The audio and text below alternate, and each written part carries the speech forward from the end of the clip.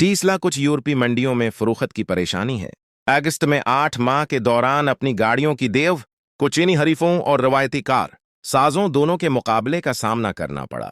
Denmark और Sweden ने उस नए मॉडल की जांच की, क्योंकि पेर के रोज फ्रांस से गढ़ती हुई फरोख्त के आदाद व शुमार को रोकने पर बहुत कम असर पड़ा।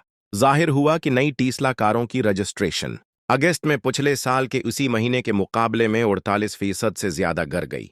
ये था कि मजमूई तौर पर कार मार्केट में 2% से ज्यादा टैक्स बढ़ने के बावजूद रजिस्ट्रेशन स्वीडन में 84% से ज्यादा गिर गई और डेनमार्क में 42% गिर गई। नॉर्वे ने 5वें से ज्यादा रजिस्ट्रेशन के साथ रुझान को तोड़ दिया, लेकिन चीनी बाइडेन ने देखा कि उनकी तादाद में 218% इजाफा हुआ। टीस्ला को यूरोप में कई मसाइल दरपेश हैं। कंपनी की उम्र बढ़ने की लाइनअप छोटी है और उसने मॉडल के बाद से कोई नया मास मार्केट मॉडल जारी नहीं किया है, क्योंकि 5 साल पहले जबकि नए चीनी हरीफ और रिवायती भी बनाने वाले नए डिजाइन के साथ मार्केट को भर रहे हैं। डीवी जोन्स मुसाबकती मसाइल की सियासत से मजीद मुतासिर हुए हैं।